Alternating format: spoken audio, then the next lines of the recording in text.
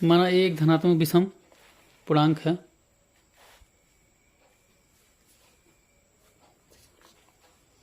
तो ए बराबर B Q plus are होता है।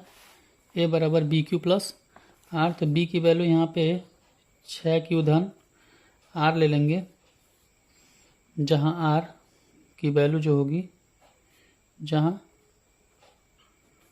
आर की जो वैल्यू होगी, जहाँ आर की जो वैल्यू होगी 0 से बड़ी या 0 के बराबर, लेकिन जिससे आप भाग देते हैं उससे छोटी होगी। अच्छा, तो ए बराबर बी क्यू प्लस आर, यानी बी की वैल्यू देखा जाए तो ए बराबर बी क्यू प्लस आर, ए बराबर बी क्यू प्लस आर, ए बराबर बी क्यू प्लस आर, यानी कि बी की वैल्यू हमेशा पर हर अवस्था में 6 ही है। तो कहेंगे आर के भिन्न भिन्न मानों पर, आर के भिन्न भिन्न मानों पर, भिन्न भिन्न मान, आर के भिन्न भिन्न मान क्या होंगे भाई? आर बराबर 0 होगा, आर बराबर 0, आर के भिन्न भिन्न मान आर बराबर 0, 1, 2, 3, 4, 5 तक जाएंगे, क्योंकि आर की वैल्यू 6 से छोटी है, आर की वैल्यू 6 से। तो आर के भिन्न भिन्न मानों के लिए 0, 1, 2, 3, 4, 5 पर ए के मान, ए के मान, ए के मान 6 क्यू धन 0, 6 क्यू धन 1, 6 क्यू धन 2, 6 क्यू धन 3, 6 क्यू धन 4, 6 क्यू धन 5 होंगे।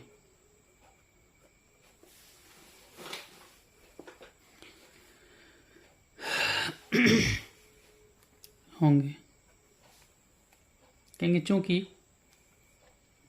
हमें धनात्मक विषम पूर्णांक चाहिए, तो विषम संख्याएं 6 क्यू धन 1 होंगी, 6 क्यू धन 3, 6 क्यू धन 5। चूंकि 6 क्यू धन 2, 6 क्यू धन 4 धनात्मक सम संख्याएं हैं, सम संख्याएं हैं, इसलिए 6 क्यू धन 1, 6 क्यू धन 3 तथा 6 क्यू धन 5 धनात्मक विषम पूर्णांक होंगे।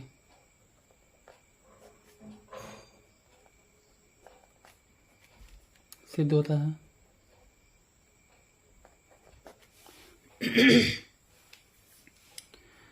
तो दर्शाइए कि कोई भी धनात्मक विषम पूर्णांक 6 क्यू धन 1, 6 क्यू धन 3, 6 क्यू धन 5 के रूप का होता है। तो मान लिया कि माना ए एक धनात्मक विषम पूर्णांक है, तो ए बराबर बी क्यू प्लस आर, जहाँ बी की वैल्यू यहाँ पे 6 है। आर की जो वैल्यू होती है जिससे हम भाग देते हैं, इस 6 से भाग देते हैं, तो आर की वैल्यू सदैव 6 से छोटी होगी। आर की वैल्यू 0 के भी बराबर होती है, नीचे वाला चिन्ह बराबर का है, और 0 से बड़ा भी होता है। आर के भिन्न भिन्न मानों के लिए आर के कितने मान होंगे? 6 से छोटे हैं तो 5 तक होंगे। आर के भिन्न भिन्न मानों के लिए आर के भिन्न भिन्न मान 0, 1, 2, 3, 4, 5 होंगे, क्योंकि 6 से छोटा 5 तक ही जाएगा। पर ए के मान, जब आर के मान यहाँ पे रखेंगे तो ए के मान मिलेंगे। आर बराबर 0 रखेंगे 6 क्यों मिलेगा। आर बराबर 1 तो 6 क्यू धन 1, आर बराबर 2 6 क्यू धन 2, आर बराबर 3 तो 6 क्यू धन 3, आर बराबर 4 तो 6 क्यू धन 4। इस प्रकार 6 क्यू धन 5 तक होंगे। चूँकि 6 क्यू धन 2, 6 क्यू धन 4 ये धनात्मक सम संख्या है, इसलिए 6 क्यू धन 1, 6 क्यू धन 3, 6 क्यू धन 5 धनात्मक विषम पूर्णांक होंगे, विषम पूर्णांक होंगे। इसी प्रकार क्वेश्चन नंबर 3 है। क्वेश्चन नंबर 3, किसी परेड में 616 सदस्यों वाली एक सेना आर्मी की टुकड़ी को 32 सदस्यों वाले एक आर्मी के बैंड के पीछे मार्च करना है।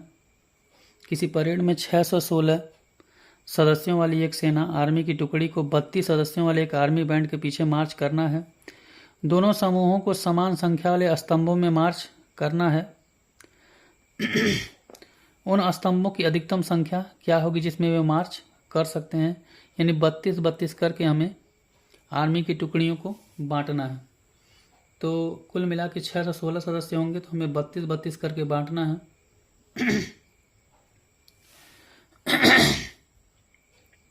एक सेना आर्मी की टुकड़ी में 32 सदस्यों वाली एक आर्मी के बैंड के पीछे मार्च करना है।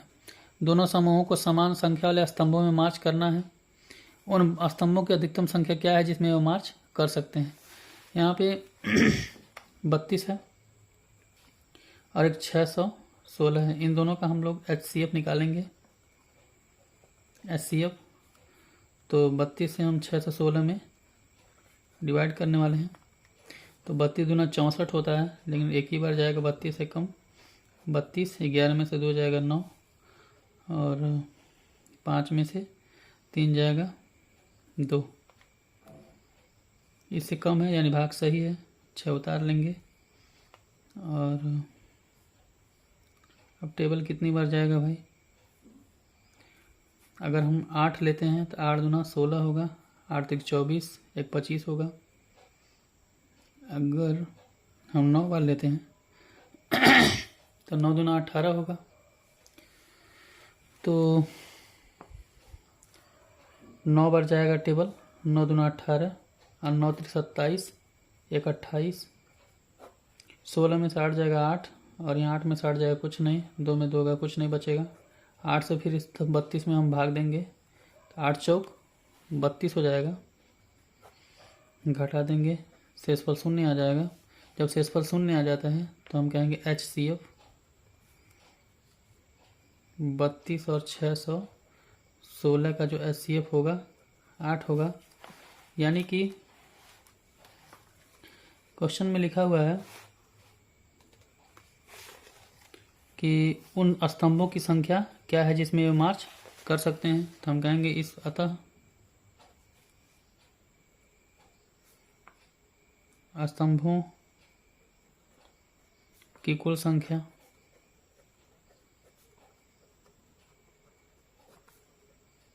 आठ होगी। अतः स्तंभों की कुल संख्या 8 होगी, यानी 8 टोली बनेगी। ठीक है, इसी प्रकार क्वेश्चन नंबर 4। क्वेश्चन नंबर 4 में प्रश्न है कि यूक्लिड विभाजन प्रमेय का प्रयोग करके दर्शाइए किसी धनात्मक विषम धनात्मक पूर्णांक का वर्ग किसी पूर्णांक यम के लिए 3 यम या 3 यम धन 1 के रूप का होता है। यूक्लिड विभाजन प्रमेयिका का प्रयोग करके दर्शाइए कि किसी धनात्मक पूर्णांक का वर्ग। चलिए मान लेते हैं कि माना धनात्मक पूर्णांक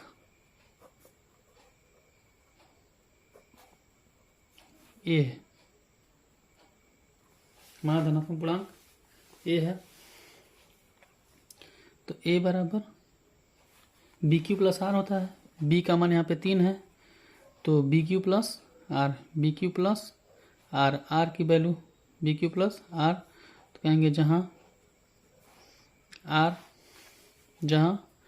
आर की वैल्यू 0 के बराबर, आर की जो वैल्यू है 0 से बड़ा, आर की वैल्यू 0 से बड़ा या 0 के बराबर, लेकिन छोटा किससे होगा, छोटा होगा 3 से, जिससे हम भाग देते हैं उससे छोटा होगा। यानी आर का जो मान होगा 0 से बड़ा या बराबर, लेकिन जिससे हम भाग देते हैं उससे छोटा, तो भाग किससे देंगे, 3 से भाग देते हैं। यानी बी का मान 3 है यहाँ पे, तो बी से ही भाग देते हैं। ठीक है, यानी 0 से बड़ा या बराबर आर की वैल्यू होगी। आर की वैल्यू 0 से बड़ा भी हो सकता है या 0 के बराबर ही हो सकता है, लेकिन जिससे भाग देते हैं उससे छोटा होता है। ठीक है, तो आर के मान कितने होंगे, आर के मान क्या होंगे, 0 होगा, 1 होगा, 2 होगा। आर के मान 0 होगा, 1 होगा, 2 होगा। तो ए के मान क्या होंगे, ए के मान। ए के मान क्या होंगे? ए के मान होगा ए बराबर 3Q, ए बराबर 3Q धन 1 और ए बराबर 3Q धन 2। अच्छा, तो हमें चाहिए क्या?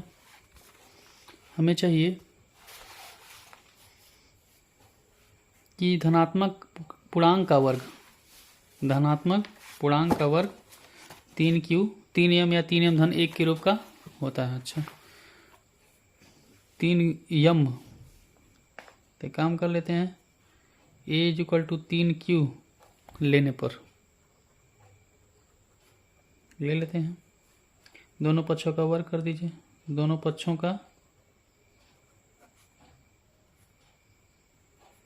वर्ग करने पर, दोनों पक्षों का वर्ग करने पर कर लीजिए भाई, a² बराबर हो जाएगा,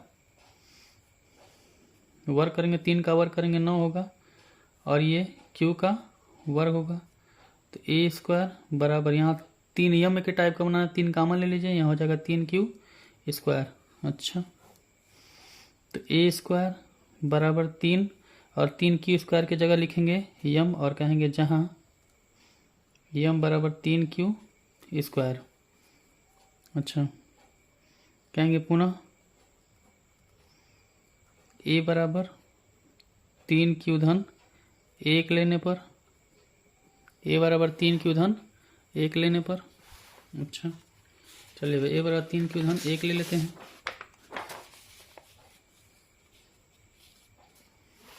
a बराबर 3Q धन 1, a बराबर 3Q धन 1 ले लेना,